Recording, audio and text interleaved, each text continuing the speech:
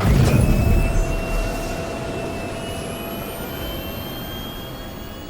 systems online. Salut à tous, c'est Schneider et on se retrouve pour un récap de la semaine sur Star Citizen. Première question du Calling All Devs pour Ben Enders. On parle beaucoup de l'IA pour les PNJ en combat, mais qu'est-ce qu'il prévoit pour l'IA des PNJ qui suivront tout simplement des routes commerciales et qui pourraient sortir de leur routine en répondant aux appels sur le service Beacon par exemple? Alors pas trop de détails sur ce que pourront faire les PNJ, mais à partir de la 3.5 ou de la 3.6, on aura effectivement des PNJ qui pourront décoller, atterrir, faire des sauts quantiques groupés, suivre des routes commerciales, looter, etc.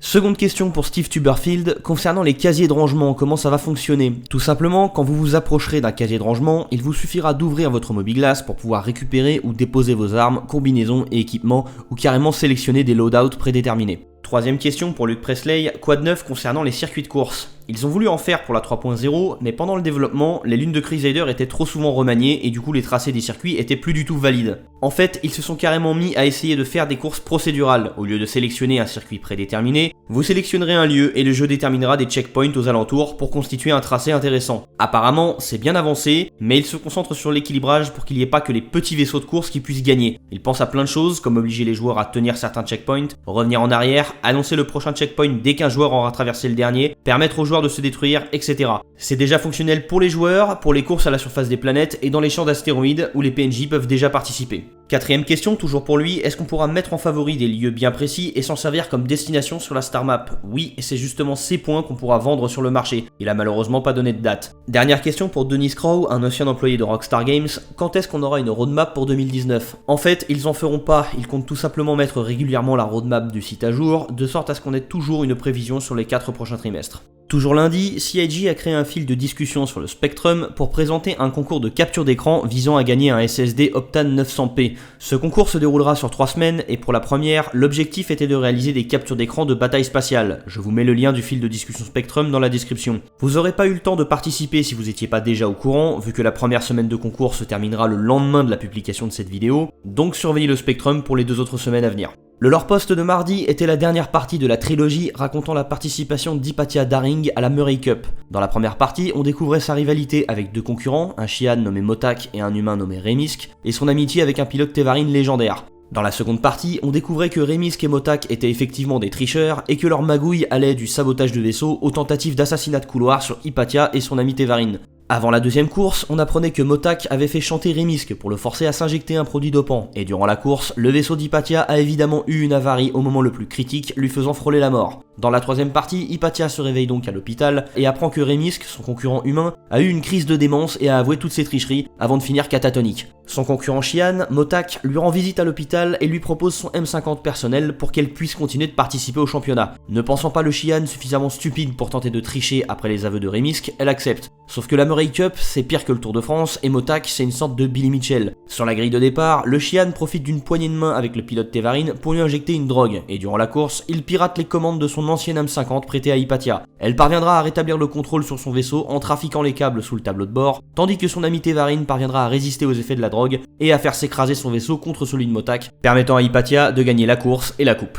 Mercredi, petit épisode de Bugs Matchers avec Mark Abent. Il a corrigé un bug sur le cycle d'entrée dans la tourelle du Anvil Hurricane. L'animation de remontée du siège se déclenchait en même temps que l'animation de déplacement vers le haut du personnage. Sauf que la première animation ne se terminait pas tant que la deuxième n'était pas finie, et elle se répétait à l'infini. Quelques conditions et une variable et le bug était corrigé. Jeudi, CIG a publié la seconde partie de la session de questions-réponses sur le Origin 100i. Voilà grosso modo ce qu'on y apprend. Avec l'arrivée de ce vaisseau dans le catalogue d'origine, les vaisseaux de la série 300 vont être retravaillés en 3.4 pour qu'ils soient plus gros et plus spécialisés vis-à-vis de leur rôle. La variante 315p par exemple disposera d'un scanner à longue portée dont le 100i ne bénéficiera pas. Ils n'ont rien prévu pour ce qui est d'augmenter la puissance de feu de la variante 100A et ils verront plus tard si c'est nécessaire, notamment vis-à-vis du Aurora LN et du Mustang Delta qui sont du même gabarit mais qui sont mieux armés. Concernant les avantages de la version de base du 100i comparée à ces variantes, elle devrait être plus manœuvrable. Elle aura d'ailleurs pas plus de place interne que les variantes cargo et militaires puisque ces deux variantes utilisent des ports d'attache externes pour emporter leur charge. L'intérieur de toutes les variantes sera composé d'un cockpit, d'un lit et d'une petite surface où stocker 2 unités de cargo.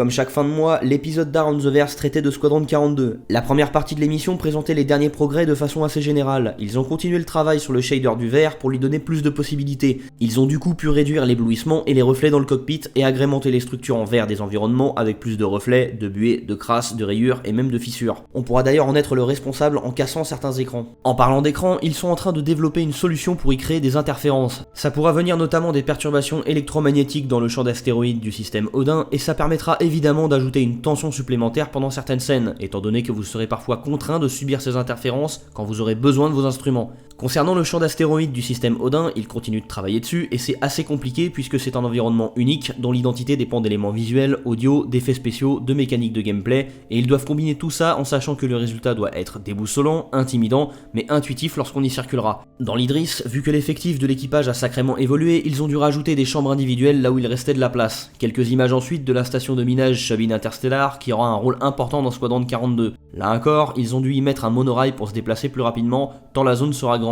Sur la Lune qu'on a vu dans la présentation de Squadron 42 en décembre dernier, ils travaillent sur un nouvel ensemble d'assets 3D pour le repère des hors-la-loi, l'objectif étant de montrer que ces machines sont là depuis longtemps et qu'elles ont jamais vraiment été entretenues. Ils travaillent sur un prototype de vérification de l'arme qu'on a dans les mains, et concrètement, ça servira à vérifier ce qu'on a équipé dessus. C'est long car ils doivent le faire sur toutes les armes, une par une. Et enfin, ils continuent de travailler sur les vaisseaux capitaux Vendoul, mais on n'a pas eu de nouvelles infos, ni vu de nouvelles images. La seconde partie de l'émission a présenté plein de choses qu'on savait déjà sur les PNJ de Squadron 42. Il réexplique que plutôt que de faire des personnages scriptés servant seulement à peupler les environnements, tous seront dirigés via l'intelligence artificielle à Subsomption. Durant les scènes de dialogue, c'est leur personnalité, leur histoire, leur goût et leur opinion de vous qui dicteront leurs réponses. Plutôt que de rester plantés ou de parcourir des circuits prédéterminés, leur comportement au sein de l'univers du jeu sera dicté par leurs besoins et leurs missions. Et quand ces PNJ devront être utilisés au cours de scènes importantes, alors la notion de script viendra s'immiscer dans le fonctionnement de l'IA à Subsomption et les fera venir au bon endroit. Même après une scène importante, on pourra les voir retourner à leur vie et constater des changements de personnalité sur le long terme. L'objectif de tout ça étant bien sûr que le comportement artificiel de tous ces personnages le paraisse le moins possible. Vendredi, l'émission Reverse the Verse recevait Shin Tracy et Steve Bender pour répondre aux questions des backers. C'était assez difficile à suivre parce que pendant une heure, pendant leurs réponses, ils se sont amusés à rajouter petit à petit des capsules de crème sur la table et ça avait l'air de bien les faire marrer quand Disco Lando arrivait pas à les ramasser avec son gant de l'infini. Shin Tracy attend du coup les mails de ceux qui se plaindront qu'il gâche l'argent des backers. Est-ce qu'il reste encore des technologies indispensables qui ne sont pas prêtes? Shin Tracy répond simplement par l'Object Container Streaming qui sera nécessaire pour agrandir les systèmes planétaires et pouvoir en changer. Est-ce que nos cheveux et notre barbe seront affectés par la gravité et le vent? Alors la gravité pas vraiment, par contre pour ce qui est du vent, ils vont voir s'ils peuvent consacrer un peu de puissance de calcul à ça, notamment sur les cheveux longs. Est-ce que les grilles physiques des vaisseaux seront mobiles et dépliables? Il s'avère que c'est un des développeurs du jeu qui travaille sur les vaisseaux de la série Hull qui a décidé de taquiner Shin Tracy depuis le chat, puisque en vrai il lui demande déjà constamment. Et ben ça sera obligatoire puisque sans ça la série des Hull ne pourra pas se faire. Est-ce qu'on aura des animations d'entrée et de sortie de vaisseaux plus rapides? Oui, ils en ont déjà prévu, notamment pour les situations d'urgence. Comment avancent les nuages volumétriques? À vrai dire, ça avance bien, mais plutôt sur leur utilisation dans l'espace. Sur les planètes, les nuages ne seront pas statiques, ils se déplaceront avec le vent, et ça c'est carrément un autre sujet, surtout niveau performance. Mais la question va bientôt être d'actualité, puisqu'ils en ont besoin pour les prochaines zones d'atterrissage. Point de vue code, c'est facile de stopper une animation, mais par contre, c'est compliqué d'intercepter le cours d'une animation à différents états de l'escalade, et le remplacer par un saut, donc ça se fera peut-être pas.